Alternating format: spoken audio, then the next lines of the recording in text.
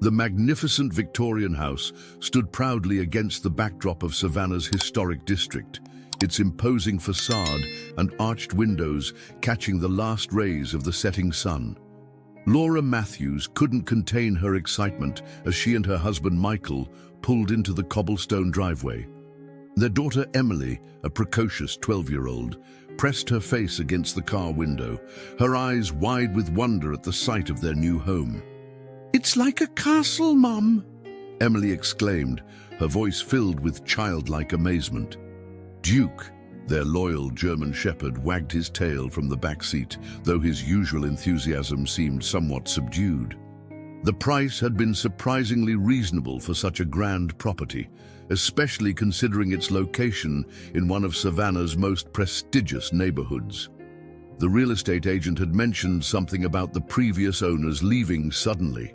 But in the hot real estate market, Laura and Michael hadn't wanted to ask too many questions, fearing they might lose this opportunity. As they stepped inside, the house revealed its hidden treasures: intricate woodwork adorning the grand staircase, colorful stained glass windows casting rainbow patterns on the hardwood floors, and ceiling heights that seemed to touch the sky. The property had been built in the 1890s and still retained much of its original charm, despite clearly needing some renovation work. "We'll start with the kitchen," Michael announced, his architect's eye already scanning the space, "then move on to the bathrooms. The structure seems solid, though." He ran his hand along the wooden panels, admiring the craftsmanship. Duke's behavior changed as soon as they entered. The usually playful dog became unusually alert, his ears perked up and his nose working overtime. He seemed particularly interested in the massive oak door leading to the basement, spending several minutes sniffing around its frame. "He's just exploring," Michael assured Laura, noticing her concerned expression. "It's a new environment for all of us." That first week was filled with the chaos of unpacking and settling in. Emily chose the bedroom with the bay window overlooking the garden, while Laura and Michael took the master suite at the end of the long upstairs hallway. The house had plenty of space, including a library that Michael planned to convert into his home office. Strange occurrences began subtly. Laura noticed unusual cold spots in certain areas, even when the heating was running. Duke's behavior became increasingly peculiar. He would spend hours stationed in front of Emily's door at night, as if standing guard. During the day, he would follow the family members around, always keeping them within sight. While organizing the library, Laura discovered something intriguing behind one of the wooden panels: a small compartment containing what appeared to be old medical records and a leather-bound journal dated 1892. The handwriting was elegant but hurried, belonging to someone named Dr. Thomas Sullivan. "Michael, look at this," Laura called out one evening, showing him the journal. "It seems the house once belonged to a doctor who ran some kind of private practice here." Michael adjusted his glasses, examining the yellowed pages. "Interesting. Maybe that's why there's so much space in the basement. It could have been his clinic." As days passed, Emily began mentioning strange sounds, whispers that seemed to come from the walls, especially at night. Laura attributed it to the house settling and the old pipes, but something about the way Duke would growl softly at empty corners made her wonder. The situation took an unexpected turn when their elderly neighbor, Mrs. Henderson, came to welcome them.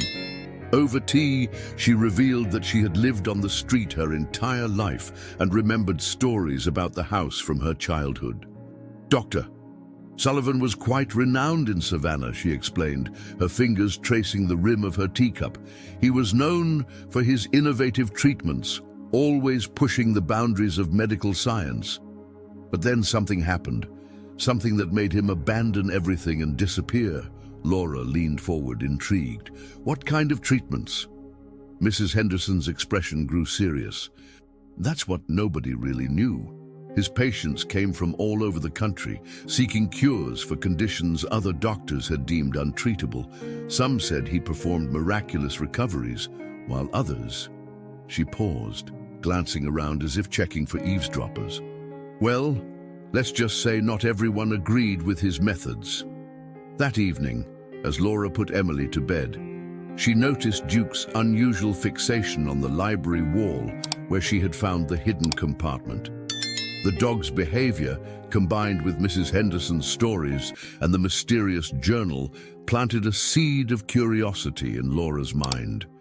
What secrets did this beautiful Victorian house hold within its walls? What really happened to Dr. Sullivan and his patients? Little did she know, uncovering these answers would lead her family down a path that would change their lives forever. If this story has caught your interest, don't forget to subscribe to our channel and give us a like. Tell us which city you're watching from. Let's continue. The discovery of Dr. Sullivan's journal opened a door that Laura couldn't close. Late at night, after Emily was asleep and Michael was absorbed in his renovation plans, she found herself drawn to the leather-bound book. Its pages held more than just medical records. They contained detailed observations about experiments that pushed the boundaries of conventional medicine. One particular entry caught her attention. Patient shows remarkable improvement after treatment with the compound. The frequency of the episodes has decreased significantly. However, the side effects remain concerning. The screaming at night has stopped, but the patient now exhibits an unusual fixation with the basement door. Must monitor closely. Laura's research into Dr. Sullivan's past revealed a brilliant but controversial figure in Savannah's medical history. He had graduated top of his class from Harvard Medical School and quickly gained recognition for his unconventional approaches to treating mental illness. His methods, though questioned by his peers, attracted desperate patients from across the country. During her investigation, Laura noticed increasingly strange occurrences in the house. The cold spots became more pronounced, particularly near the library wall where she'd found the journal. Duke's behavior grew more protective. He now refused to leave Emily's side at night and would bark at seemingly empty spaces in the hallway. Emily, too, began reporting unusual experiences. "Mom," she said one morning over breakfast, "I keep hearing sounds from the walls. Like someone's whispering, but I can't understand the words. And sometimes, when I'm in my room, it feels like someone's watching me." Michael, ever the practical one, attributed everything to the house's age and Emily's active imagination. However, his skepticism wavered when he began the planned renovations. While removing old wallpaper in the library, he discovered more hidden compartments containing medical equipment, bottles with faded labels, and notebooks filled with complex chemical formulas. "Look at this," he called to Laura one evening, holding up a blueprint of the house he'd found, rolled up behind a loose baseboard. The basement layout is completely different from what we see now. There are rooms down there that seem to have been sealed off. Laura studied the blueprint, her heart racing. The journal mentioned a special treatment room in the basement. Dr. Sullivan wrote about conducting his most important work there. Their discoveries took an unexpected turn when Mrs. Henderson brought over a box of old photographs she'd found in her attic. "These belonged to my mother," she explained. "She used to work as a nurse for Dr. Sullivan." The photographs showed the house in its prime, with Dr. Sullivan standing proudly in front of it. But it was another photo that caught Laura's attention, a group picture of hospital staff with a familiar face in the background. "That's impossible," Laura whispered, pointing to a woman in the photograph who bore a striking resemblance to herself. The similarity was uncanny. Same high cheekbones, same determined expression, even the same way of holding her head slightly tilted to the left. Mrs. Henderson's eyes widened in recognition. "That's Elizabeth Warner, one of Dr. Sullivan's most trusted nurses. She disappeared around the same time he did." There were all sorts of rumors about what happened, but nothing was ever proven. That night, unable to sleep, Laura returned to the journal, searching for any mention of Elizabeth Warner. As she flipped through the pages, a loose photograph fell out. A clear portrait of Elizabeth dated 1892. The resemblance was even more striking up close. On the back, written in Dr. Sullivan's elegant hand, were the words, "The key to everything lies in her blood." Duke's sudden barking startled Laura from her thoughts. He stood at attention, staring intently at the library wall. This time, instead of just growling, he began pawing at a specific spot near the floor. Michael, who had been measuring the room for renovations, knelt to examine the area. "There's something different about this section," he said, tapping the wall with his knuckles. The hollow sound confirmed his suspicion. "I think there might be another compartment here, but it's larger than the others." As they prepared to investigate further, neither Laura nor Michael could shake the feeling that they were about to uncover something that would explain not just the house's mysteries, but also Laura's inexplicable connection to a woman who had vanished over a century ago. The truth, they would soon discover, was more extraordinary than anything they could have imagined. Michael's discovery of the hollow wall section in the library proved to be a turning point. After carefully removing several loose panels, they found themselves staring at a small door, its surface covered in dust and cobwebs. The lock, though old, gave way easily under Michael's determined efforts with a screwdriver. Inside, they discovered a treasure trove of information. More journals, medical records, and most importantly, a collection of letters exchanged between Dr. Sullivan and Elizabeth Warner. The correspondence revealed a relationship that went far beyond that of doctor and nurse. They had been research partners, working together on what they believed would be a revolutionary medical breakthrough. "Listen to this," Laura said, her voice trembling as she read from one of Elizabeth's letters. "My dearest Thomas, the results from the latest trials are extraordinary. The genetic markers we've identified could change everything we know about human potential, but I fear others won't understand. They'll try to stop us before we can complete our work." As Laura delved deeper into Elizabeth's writings, she began experiencing strange sensations.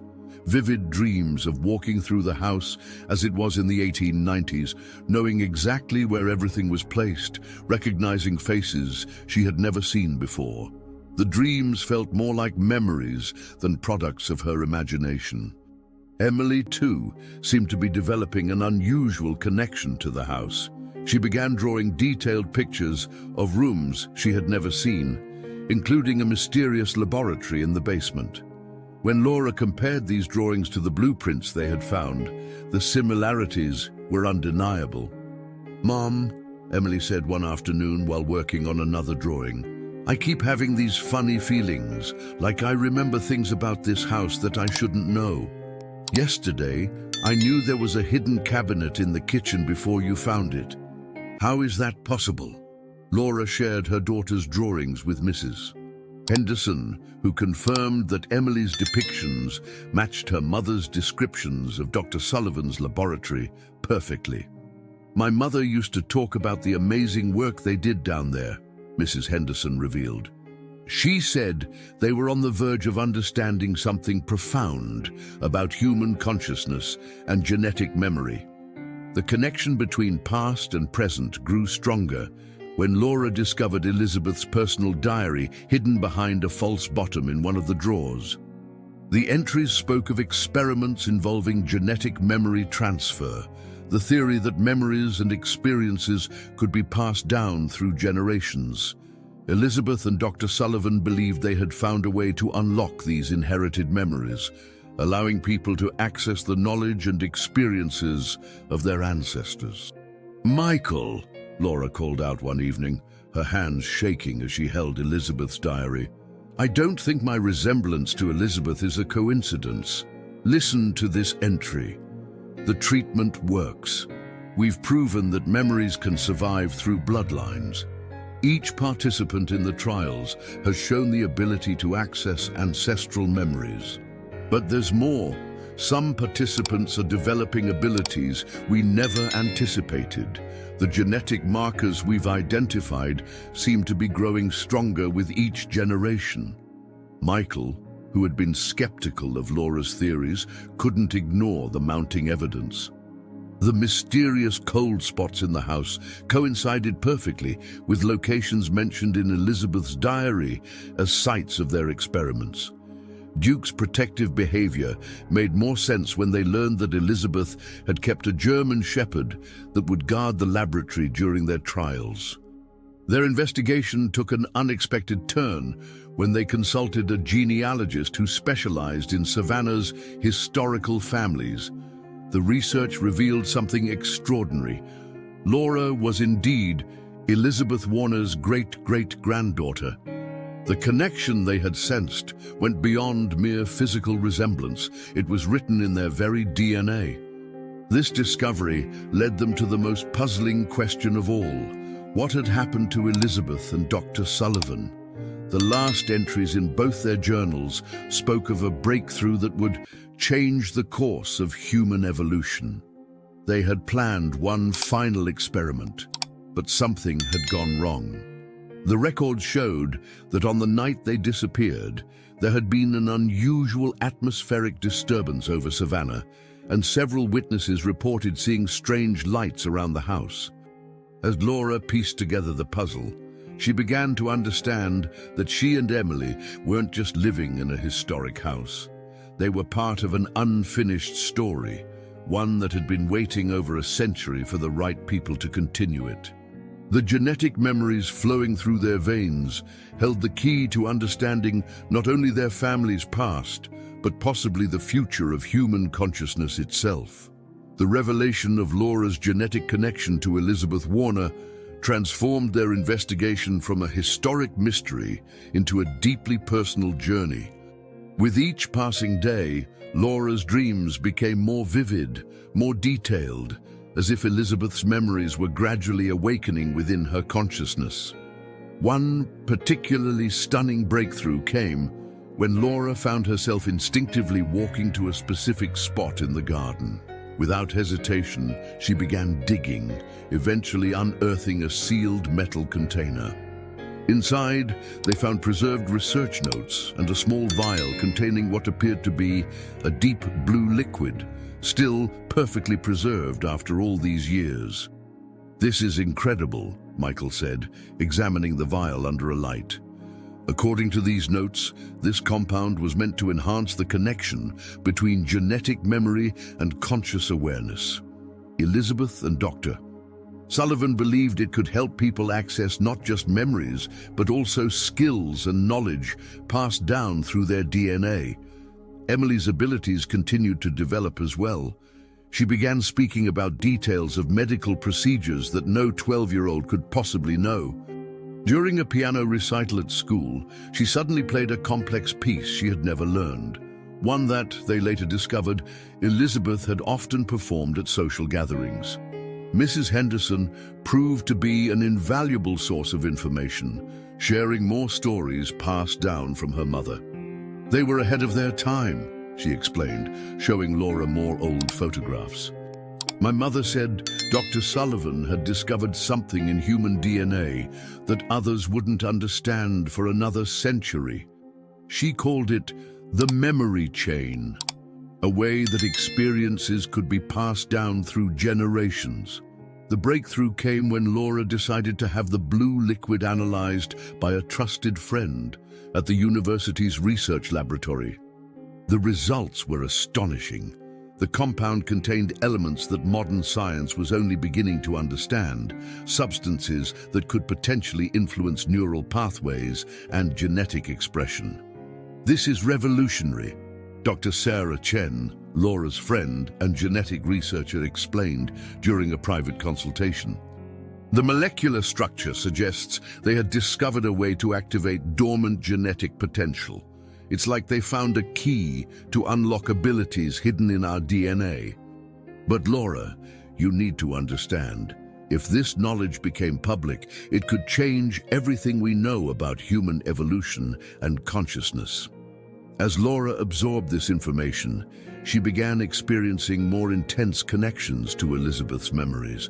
She could now recall entire conversations between Elizabeth and Dr. Sullivan, their hopes for how their discovery would benefit humanity, and their growing fear that others would misuse their research.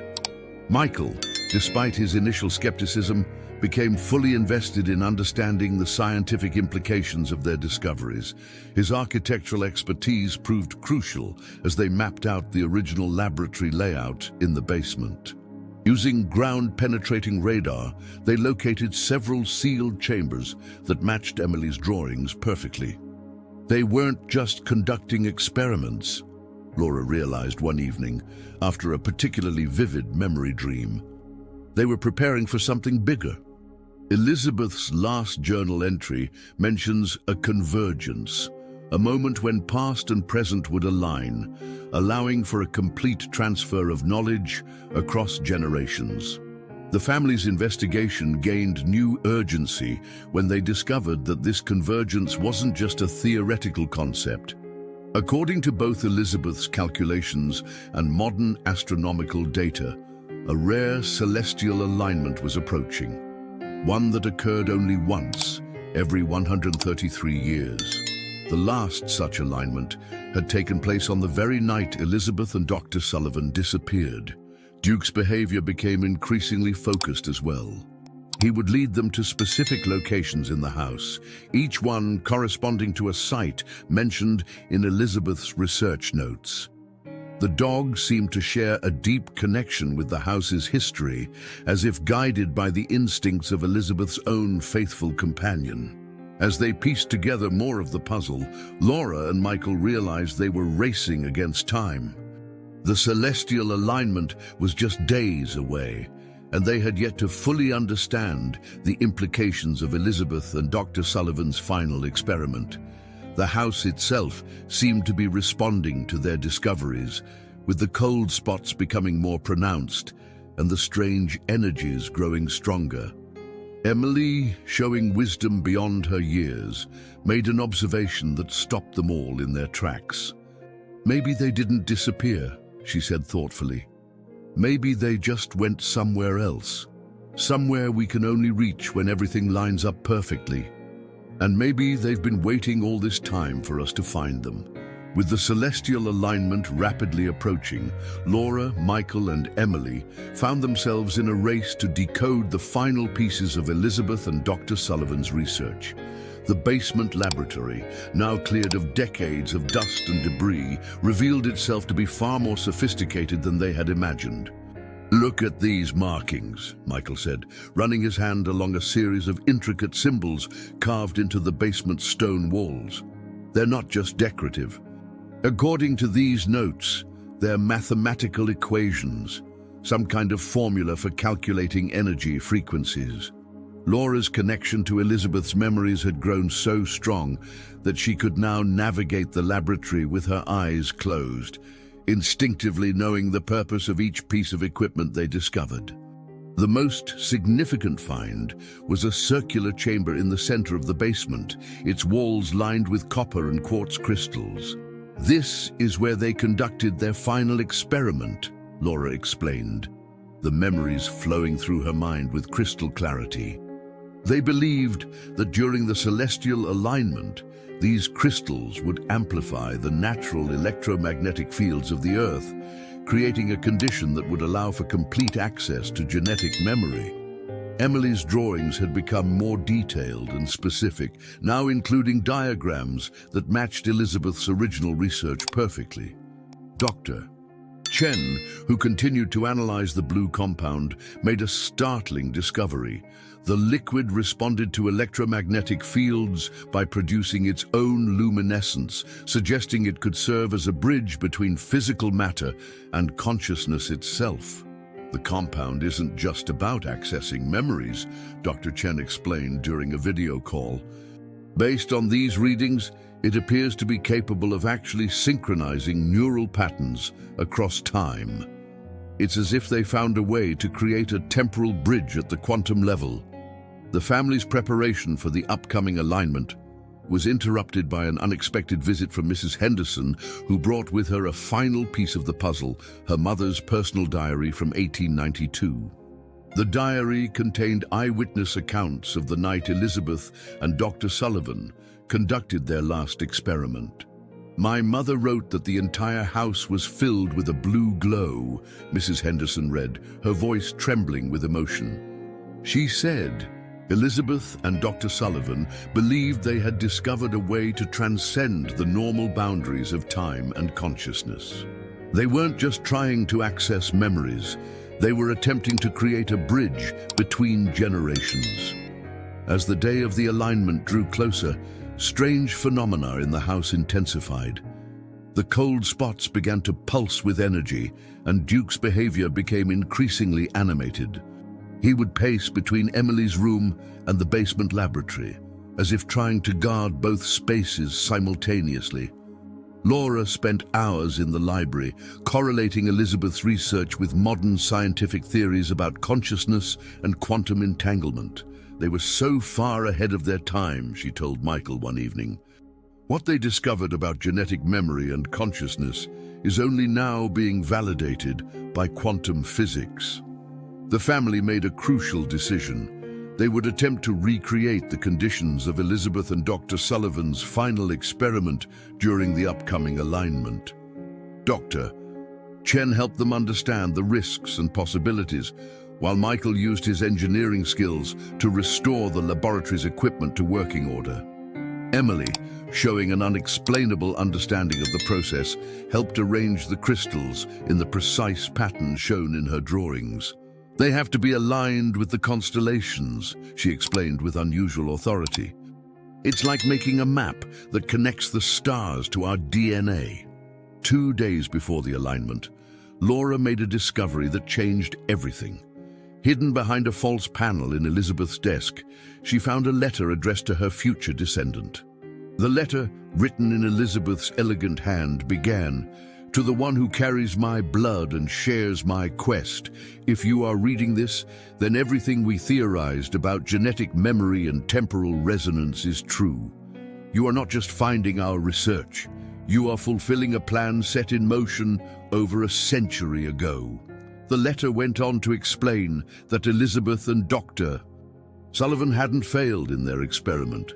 They had succeeded beyond their wildest expectations. What happened to them wasn't an ending, but a beginning. They had discovered something so extraordinary that they knew the world wasn't ready for it.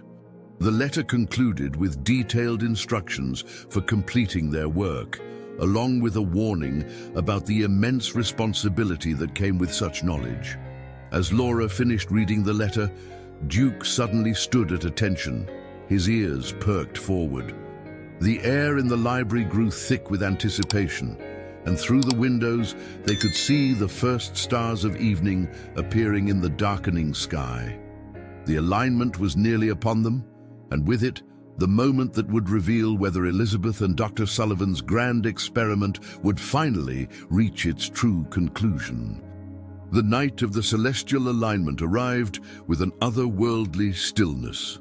The Victorian house seemed to pulse with anticipation as the Matthews family made their final preparations in the basement laboratory.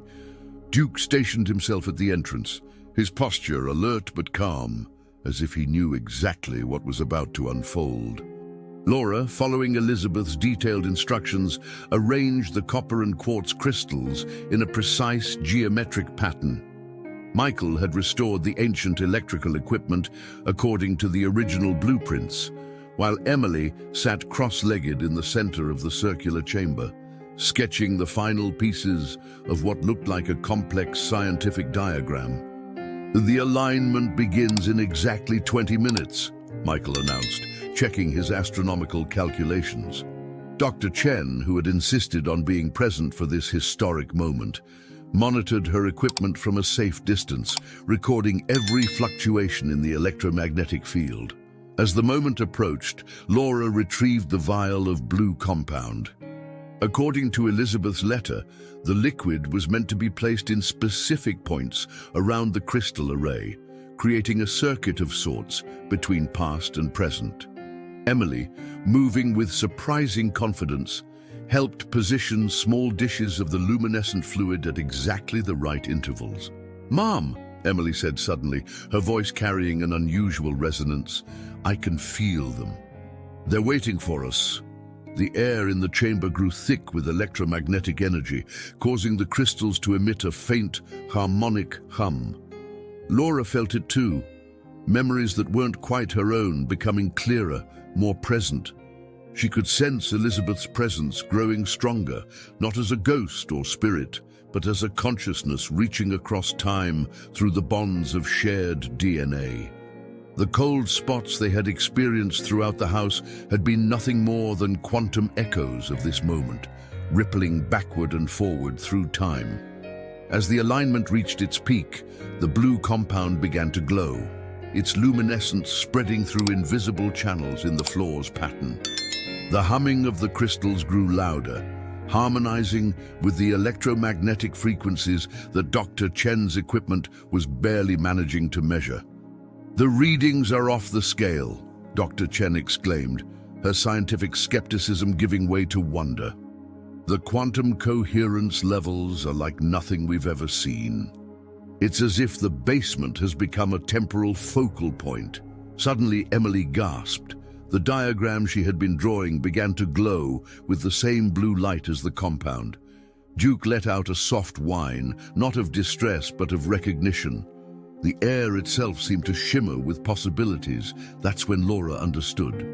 The convergence wasn't about traveling through time or bringing the past into the present. It was about completing a circuit of consciousness that Elizabeth and Dr. Sullivan had started over a century ago. The genetic memories, the strange connections, Emily's drawings, all of it had been preparation for this moment. They weren't trying to prove that memories could be inherited, Laura realized aloud. They were proving that consciousness itself could evolve beyond the boundaries of time. The house wasn't haunted, it was waiting for the right combination of minds to complete the circuit. As if in response to her understanding, the blue light began to coalesce into distinct patterns, forming complex geometric shapes that matched both Emily's drawings and the equations carved into the walls. The copper and quartz array amplified the effect, creating a sustained resonance that filled the chamber with harmonic energy. In that moment of perfect alignment, something extraordinary happened. The accumulated knowledge of generations, not just from Elizabeth and Dr. Sullivan, but from countless ancestors whose memories had been encoded in their DNA, became accessible. It wasn't overwhelming or frightening. Instead, it felt like remembering something they had always known, but had temporarily forgotten. Emily, still seated in the center of the chamber, began to speak, her voice blending with echoes of Elizabeth's thoughts. The experiment didn't fail. They succeeded in proving that consciousness could evolve beyond individual lifetimes. But they knew humanity wasn't ready for such knowledge. So they created this moment, this convergence, when their research could be rediscovered by those who would understand its true purpose. The implications were staggering. Elizabeth and Dr. Sullivan hadn't disappeared. They had evolved, becoming part of a larger consciousness that they had always theorized existed. Their research wasn't just about accessing memories, it was about advancing human consciousness itself. As the alignment peaked, the blue light reached its maximum intensity, and in that moment, Laura, Michael, and Emily experienced something beyond ordinary understanding. They received not just memories, but a complete transfer of knowledge, the culmination of Elizabeth and Dr. Sullivan's life's work, preserved and passed down through generations, waiting for the right moment to be understood. When the light finally faded, the family stood in amazed silence. Duke padded over to Emily, gently nuzzling her hand. Dr. Chen's equipment had recorded everything, providing scientific validation of what they had witnessed. The house felt different now, not empty or mysterious, but complete. Laura picked up Elizabeth's journal one last time, understanding now that it had been more than just a record of experiments. It was a message across time, a bridge between generations, and a testament to the extraordinary potential that lay dormant in every strand of human DNA. "What do we do now?" Michael asked, still processing everything they had experienced. Laura smiled, feeling the weight of both Elizabeth's legacy and their own responsibility settling into place. "We continue their work," she said, "but this time the world is ready for it." End of story. Dear readers, we hope you've enjoyed this journey through time, consciousness, and family legacy with the Matthews family. Their story reminds us that the greatest mysteries often lie within ourselves, waiting to be discovered. If this tale of scientific wonder and generational connection has touched you, please don't forget to subscribe to our channel and leave a like. Share your thoughts in the comments below. We'd love to know what you think about genetic memory and the possibility of consciousness spanning generations. Are there mysteries in your own family history waiting to be unveiled?